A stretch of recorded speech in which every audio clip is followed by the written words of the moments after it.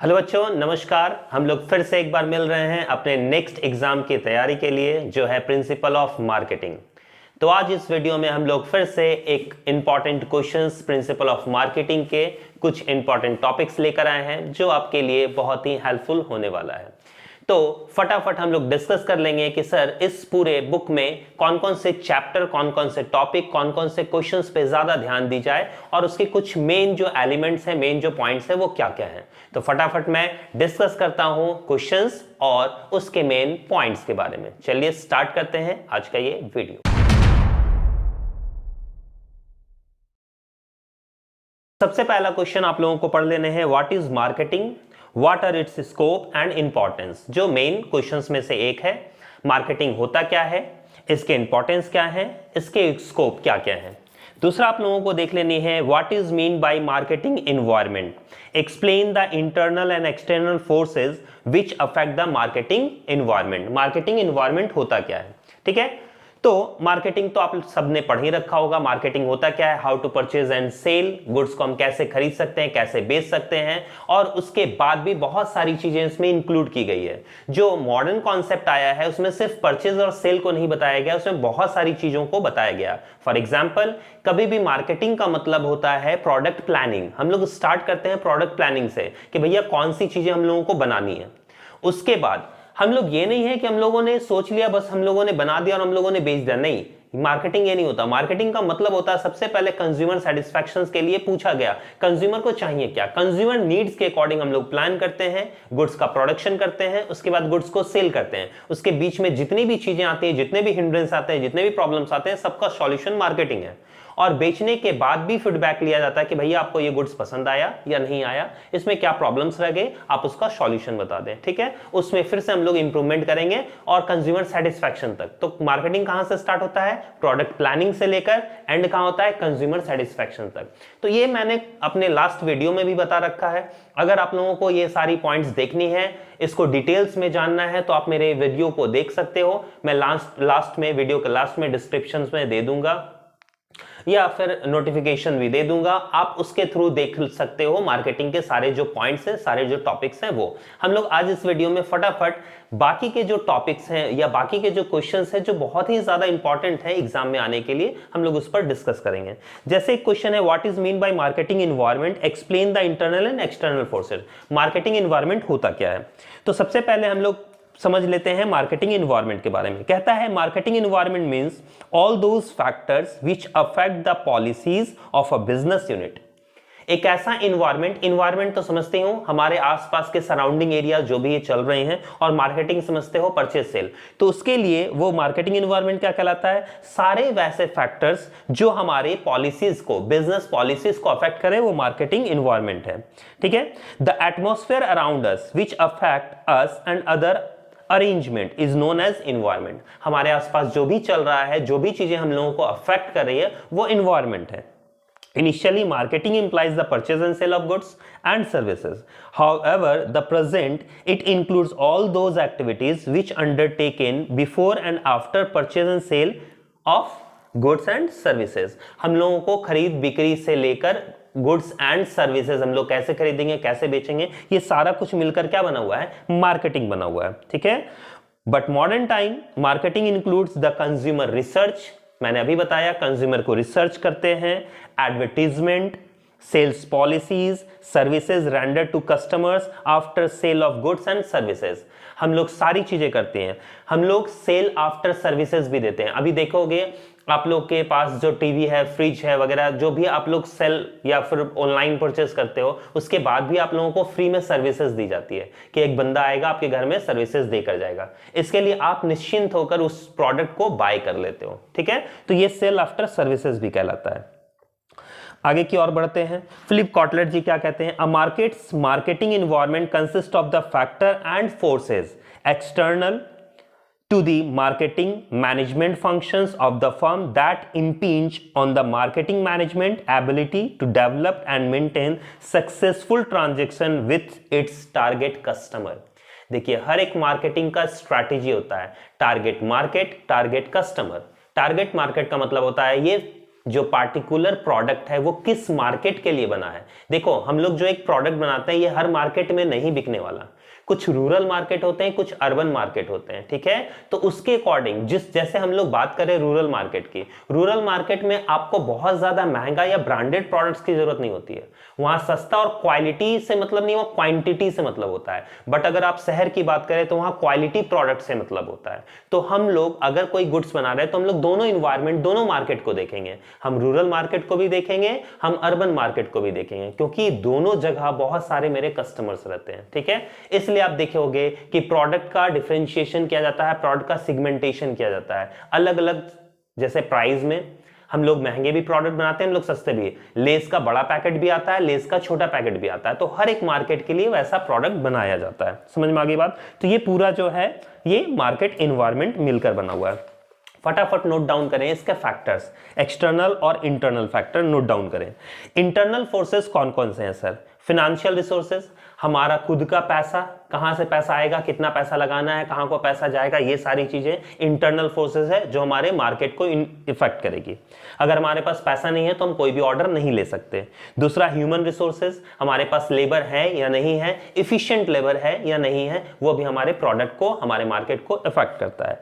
तीसरा इंफॉर्मेशन, हमारे पास क्या क्या इंफॉर्मेशन है मार्केट से रिलेटेड, न्यू टेक्निक्स है या नहीं है, न्यू टेक्नोलॉजी है या नहीं, न्यू इन्वेंशन करने का तरीका हमें पता है नहीं, ये सारी चीजें हैं। मटेरियल, हमारे पास जो मटेरियल है वो रॉ मटेरियल बहुत ज्यादा महंगा तो नहीं या बहुत ज्यादा सस्ता चीप गुड्स तो नहीं है, ये सारा चीज इंटरनल फैक्टर है। रिसर्च एंड डेवलपमेंट, हम लोगों ने जो बनाया है, प्लानिंग क्या है कि ये पेन बनाना है, पार्टिकुलर इस पर हमने रिसर्च किया है या नहीं, लोग पेन से लिख रहे हैं या नहीं, कौन से पार्टिकुलर लोग हैं जो इस पेन को यूज करेंगे, ये सारा कहलाता है। एंड द मार्केटिंग मिक्स, ये हमारा इंटरनल फोर्सेस हो गया, इसको नोट डाउन कर लें। एक्सटर्नल में दो आते हैं, माइक्रो और मैक्रो, ठीक है। तो एक्सटर्नल फोर्सेस में माइक्रो में आप नोट डाउन करें, माइक्रो इन्वायरमेंट में कहता है firms internal environment, suppliers, marketing intermediaries. Marketing intermediaries मतलब मार्केट में जो बिचौलिए लोग हैं, होलसेलर हो गए, रिटेलर्स हो गए, एजेंट हो गए, ये सारे इंटरमीडियरीज कहलाते हैं, ठीक है। कंपिटिटर्स हमारे कैसे हैं, उसके अकॉर्डिंग भी हम लोगों को प्रोडक्ट बनाना पड़ेगा, उसके अकॉर्डिंग भी हम लोगों को मार्केट सेगमेंटेशन करना पड़ेगा, मार्केट को समझना पड़ेगा। कस्टमर्स कैसे हैं हमारे, क्या खरीदना चाहते हैं, हमसे क्या चाहते हैं, वो हमें देखना पड़ेगा। एंड द पब्लिक, ये सारे हो गए माइक्रो इन्वायरमेंट। अब उसी में एक्सटर्नल फोर्सेस में मैक्रो इन्वायरमेंट में आप नोट डाउन करोगे, डेमोग्राफिक इन्वायरमेंट, एरिया वाइज हम लोगों को बांटा गया है इन्वायरमेंट को। पब्लिक पॉलिसी इन्वायरमेंट, हमारी पॉलिसीज देखोगे हर स्टेट का अलग अलग पॉलिसीज है, तो प्रोडक्ट भी अलग अलग होगा, ठीक है। कहीं कुछ प्रोडक्ट्स पे बैन है, कहीं कुछ प्रोडक्ट्स को सॉल्व आउट किया जा सकता है, ठीक है। नेक्स्ट है इकोनॉमिक इन्वायरमेंट, इकोनॉमिकली हम लोगों का इन्वायरमेंट के अकॉर्डिंग बांटा गया है उसको। सोशल एंड कल्चरल इन्वायरमेंट, अलग अलग कल्चर के लोग अलग अलग जगह, जैसे अगर आप देखोगे तो हम लोग झारखंड में रहते हैं तो झारखंड का जो कल्चर है वो अलग है, बिहार का कल्चर जो है वो अलग है, अगर उड़ीसा का देखा जाए तो वो अलग है, दिल्ली के देखे जाए तो वो अलग है। तो हर जगह का कल्चर और सोशल जो इन्वायरमेंट है वो अलग अलग है, उसके अकॉर्डिंग भी प्रोडक्ट बनाया जाता है, ठीक है। नेक्स्ट कहता है नेचुरल इन्वायरमेंट, कहाँ किस चीज का हम लोगों को रॉ मटेरियल मिल जाएगा, नेचुरली क्या हम लोगों को अफेक्ट करता है। जैसे फॉर एग्जांपल मान लो बहुत ठंडी जगह है, वहां हम लोगों को गर्म चीजें बेचने की कोई जरूरत ही नहीं है, वहां पर हम लोग नहीं आइसक्रीम वगैरह क्या करोगे वहां पर बेचकर, ठीक है, वहां ठंडी चीजें बिकेगी। लेकिन जहां बहुत ज्यादा गर्मी है, वहां जैसे मरुस्थल जहां है, रेगिस्तान जहां है, वहां आप लोग क्या करोगे, वहां तो बहुत ज्यादा गर्मी है, वहां ब्लैंकेट्स बेचकर क्या करोगे, समझ रहे हो। तो अलग अलग नेचर पे इफेक्ट करता है। तो इंटरनल और एक्सटर्नल जो फैक्टर्स हैं वो हमारे ये हैं, नोट डाउन कर लोगे। इस पॉइंट्स के अकॉर्डिंग आप लास्ट वीडियो में भी देखोगे या लास्ट एग्जाम में भी आपको काफी हेल्प हुआ होगा कि आप जब पॉइंट नोट डाउन करते हो और मैं ज्यादा टॉपिक को, जिस टॉपिक को मैं समझा देता हूं वो आपके माइंड में आ ही जाता होगा और उसको आप इजी वे में बनाकर लिख सकते हो। इसलिए आप हर एक क्वेश्चंस को पढ़ लें, आप सुन लें पहले, उसके बाद जाकर उसका नोट्स निकालें, उसके थ्योरीज निकालें और उसको पढ़ लें, क्योंकि मैंने आपको समझा दिया है तो वो ज्यादा समझ में आपको आ जाएगा और वो याद भी हो जाएगा, ठीक है। फटाफट चलते हैं अपने नेक्स्ट क्वेश्चन की ओर। हमारा नेक्स्ट क्वेश्चन है मार्केट सेगमेंटेशन। तो नेक्स्ट क्वेश्चन आप लोगों को पढ़ लेना है, what do you mean by market segmentation, explain its importance, ठीक है। मैं थोड़ा पहले समझा देता हूं। सेगमेंटेशन का मतलब होता है खंडन। जब मार्केट को हम लोग पार्ट बाय पार्ट तोड़ देते हैं, अलग अलग उसको खंड में विभक्त कर देते हैं, उसको पार्ट वाइज डिस्ट्रीब्यूट कर देते हैं, तो उसको मार्केट सेगमेंटेशन कहा जाता है, ठीक है। आप चाहोगे कि मैंने एक प्रोडक्ट बना दिया और वो हर मार्केट के लिए हो जाए, तो वो जरूरी नहीं है कि आप एक सेम प्रोडक्ट हर मार्केट में बेच पाओ। जैसे मैंने अभी डिस्कस किया था कि हर एक मार्केट का अपना एक प्रोडक्ट होता है, अपना एक एनवायरनमेंट होता है, उसके अकॉर्डिंग ही consumer want to buy that type of products. तो मार्केट सेगमेंटेशन के कुछ डेफिनेशन में बता दूं, आप नोट डाउन करना चाहें तो कर सकते हैं। Every market is constituted by buyer and seller. We know that. उसमें buyer, क्रेता विक्रेता दोनों होते हैं। Buyers and sellers are all different from each other.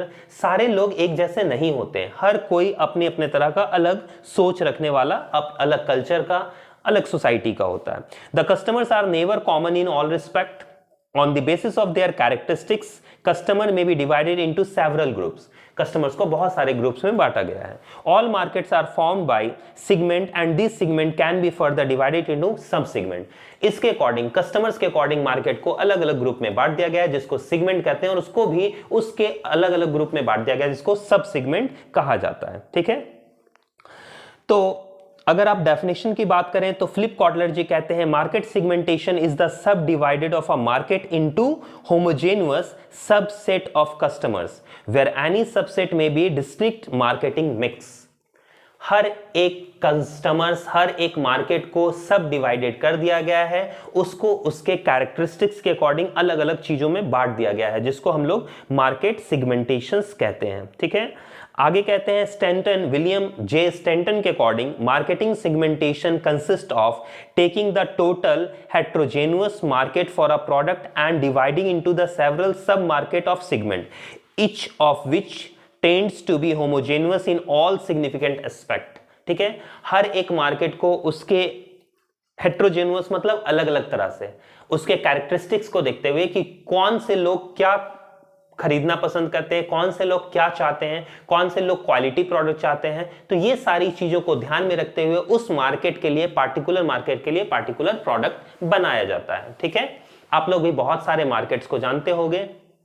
ठीक है, उसके अकॉर्डिंग आप भी अपना जो माइंड सेटअप है वो लगा सकते हो कि किस जगह पर कौन सा प्रोडक्ट बेचा जाता है। जैसे आपने सुन भी रखा होगा धनबाद में बैंक मोड़, बैंक मोड़ में जो प्रोडक्ट्स बेचे जाते हैं वो हाई क्वालिटीज के होते हैं। वही अगर आप साइड एरिया में चले जाओ तो वहां पर जो प्रोडक्ट्स बेचे जाते हैं वो थोड़े लो क्वालिटी के होते हैं, क्योंकि वहां पर उस टाइप के लोग रहते हैं। अगर आप गांव साइड एरिया में चले जाओ तो वहां पर जो प्रोडक्ट बेचे जाते हैं वो उस क्वालिटी के, उस डिजाइन के होते हैं। तो हर एक मार्केट का अलग अलग अपना सेगमेंटेशन होता है, इसी को हम लोग मार्केट सेगमेंटेशंस कहते हैं। ये हो गया आपका नेक्स्ट।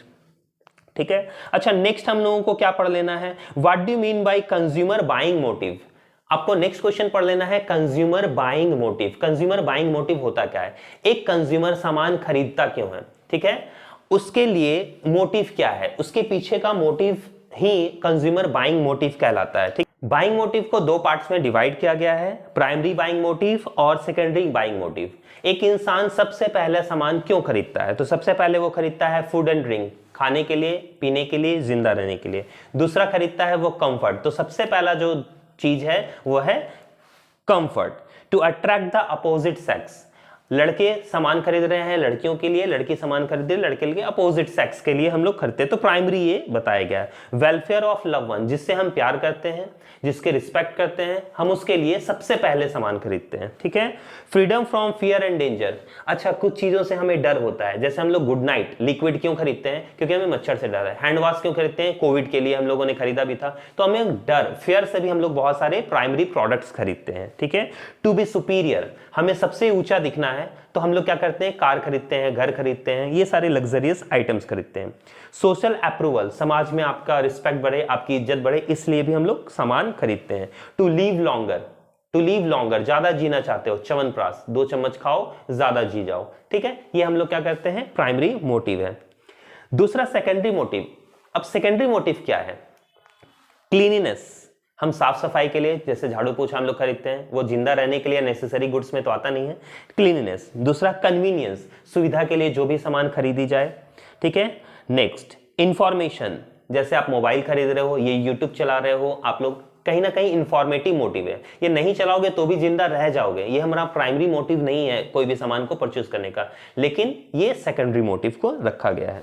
नेक्स्ट कहता है रिलायबिलिटीज, हम लोगों को जिस चीज पे भरोसा रहता है हम वो सामान खरीद लेते हैं। ठीक है, नेक्स्ट है स्टाइल, ब्यूटी, जो कॉस्मेटिक्स आइटम खरीदते हैं, जो भी चीज़ें या ब्यूटी से रिलेटेड हो, स्टाइल से रिलेटेड हो, वो सारी चीज़ें क्या हो गई हम लोगों की सेकेंडरी मोटिव हो गई। ठीक है।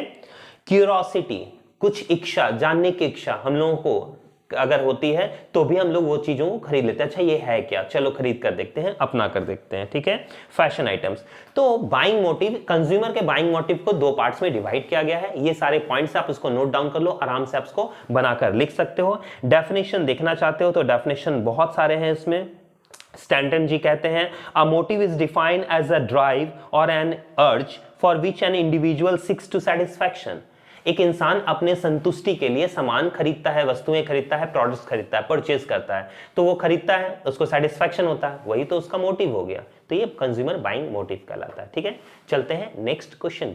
नेक्स्ट क्वेश्चन है marketing mix, what are its elements. मुझे लगता है ये क्वेश्चन आने के बहुत चांसेस हैं, आप इस क्वेश्चन को बहुत ध्यान से देख लोगे। मार्केटिंग मिक्स होता क्या है। ठीक है।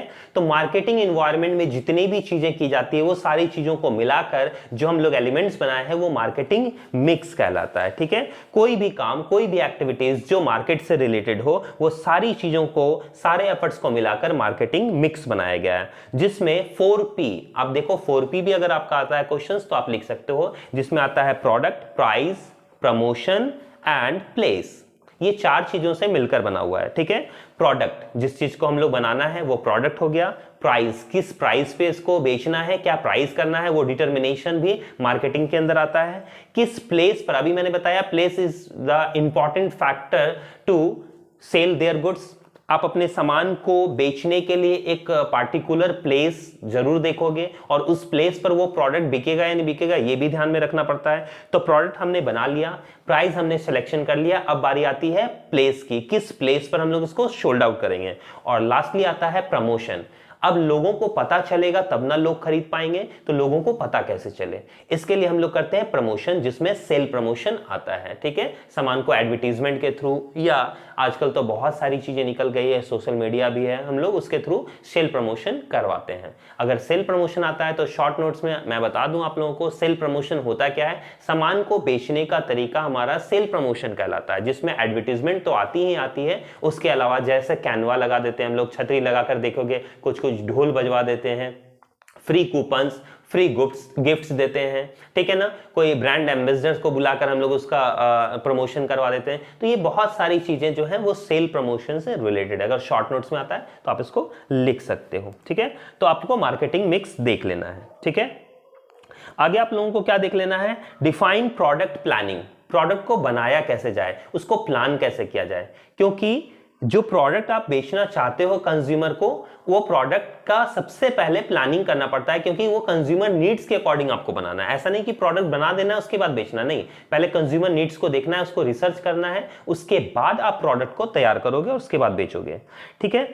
आगे कहता है difference between product planning and product life cycle. ठीक है। आप प्रोडक्ट लाइफ साइकिल को भी देख सकते हो, ये भी इंपॉर्टेंट क्वेश्चन है, आ सकता है आपका एग्जाम में। प्रोडक्ट लाइफ साइकिल होता क्या है, इसके इंपॉर्टेंस और इसके लिमिटेशन है क्या। तो प्रोडक्ट लाइफ साइकिल कहता है like a man, animals, plants and trees have to passes through different conditions. Similarly, product also have the passes through the different conditions. जैसे इंसान हो गए, एनिमल्स हो गए, प्लांट्स हो गए या ट्रीज हो गए, उनका भी एक लाइफ साइकिल होता है। वो छोटे होते हैं, बड़े होते हैं, बड़े होते हैं, फिर वो गिर जाते हैं, मिट्टी में मिल जाते हैं, फिर से वो होते हैं, वो लाइफ साइकिल चलता रहता है। इंसानों का भी वही है। वैसे ही प्रोडक्ट्स का भी एक लाइफ साइकिल आता है। ठीक है। तो प्रोडक्ट लाइफ साइकिल ये जो बना हुआ है, जो मैन खरीदते हैं, ये सारी चीजें भी आपको प्रोडक्ट लाइफ साइकिल में काउंट की जाती है। जैसे कहता है due to life cycle each product has a limited life and without the bringing necessary change that product can not be sold immediately. अगर आप किसी भी प्रोडक्ट में चेंजेस नहीं लाते हो तो वो फिर धीरे धीरे धीरे धीरे पुराना हो जाता है। पुराना मतलब वो बुजुर्ग हो जाता है और वो अब चलने लायक नहीं बचता है, तो उसका मार्केट खत्म हो जाता है। इसलिए प्रोडक्ट्स में हमेशा हम लोगों को कुछ नयापन लाने की जरूरत पड़ती है। इसी को हम लोग प्रोडक्ट लाइफ साइकिल कहते हैं। That's why a manufacturer or seller change his ads and product mix policies from time to time and produce a new product and added his product mix or product line or stops manufacturing old products. इसलिए manufacturer जो होते हैं, seller जो होते हैं, वो बार बार कुछ ना कुछ नयापन लाने की कोशिश करते हैं और जो पुरानी चीजें हो जाती है उसको स्टॉप कर देते हैं, मैन्युफैक्चर करना बंद कर देते हैं, बनाना। ठीक है, अच्छा, कहता है फिलिप कॉटलर जी कहते हैं the product life cycle is an attempt to recognise distinct stage in the sales history of the product. The sale history is passed through 4 stages known as introductions, growth, maturity and decline. तो ये यहां पर Philip Kotler जी ने बताया कि product का भी एक लाइफ साइकिल होता है जो रिकॉग्नाइज किया जाता है, उसको हर एक स्टेज के लिए देखा जाता है कि भैया उसने कैसे कैसे ग्रो किया, कहां वो चला।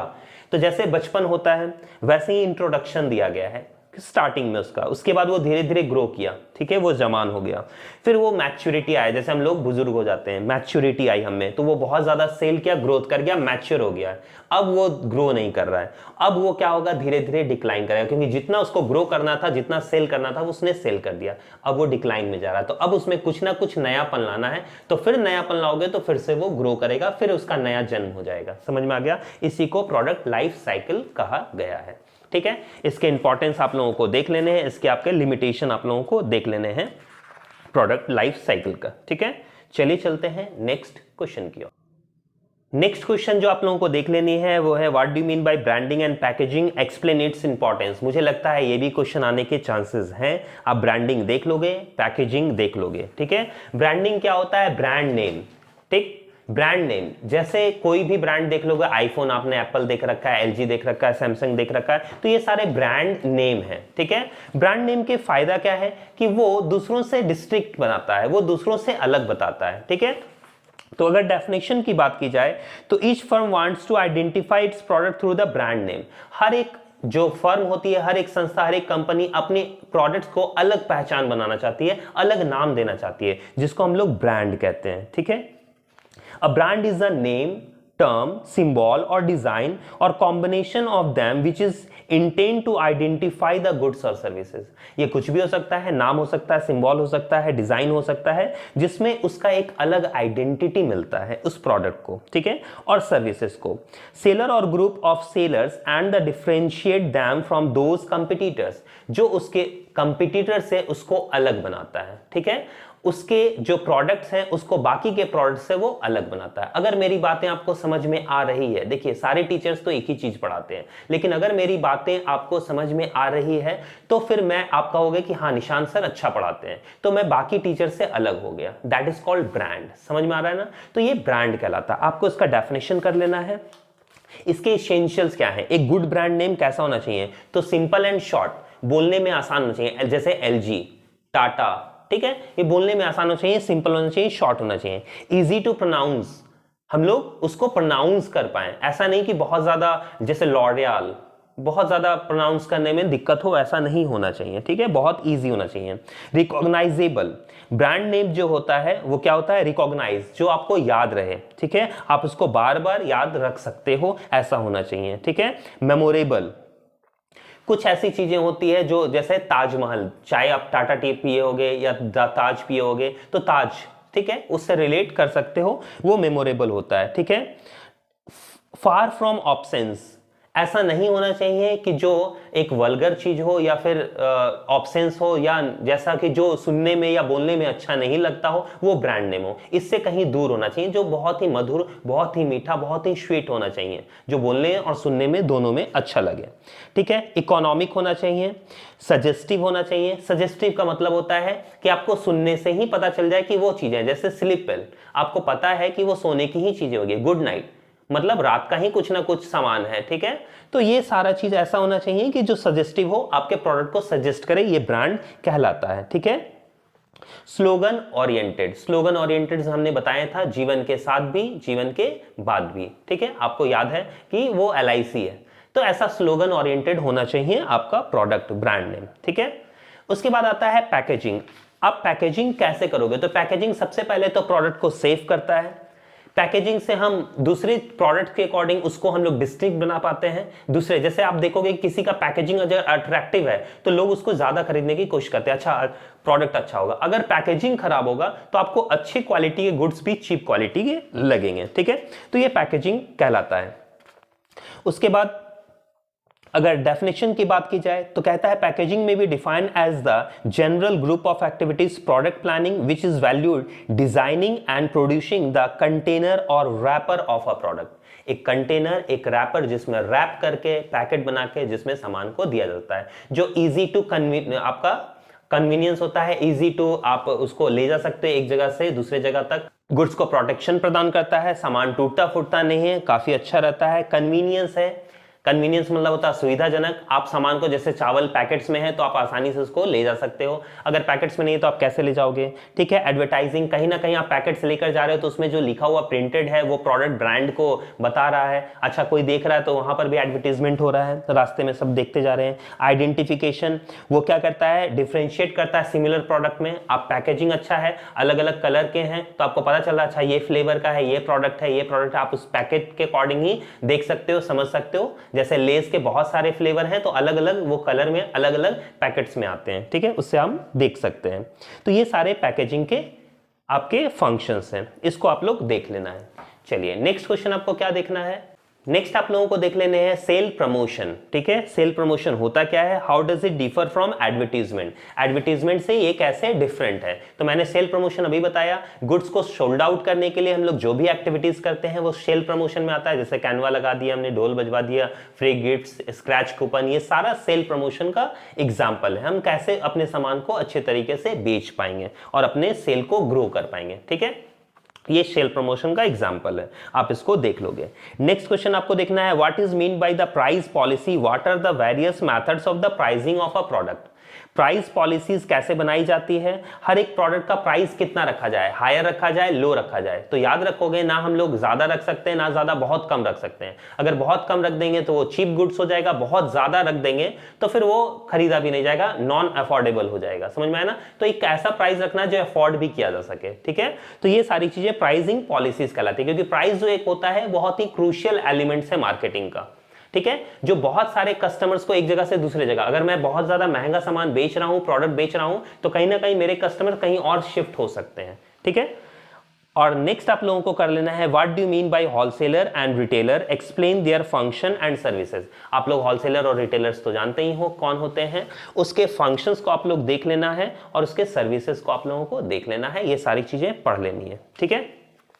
अगर आप लोगों को किसी टॉपिक में डाउट रह गया है तो आप मेरा ये वीडियो जो मैं अभी आप लोगों को फ्लैश होगा स्क्रीन पर, आप उससे भी देख सकते हो, उसमें भी मैंने सारी चीजों को बहुत डिटेल्स में बता रखा है, सारे पॉइंट्स को बता रखा है, आप उससे भी हेल्प ले सकते हो।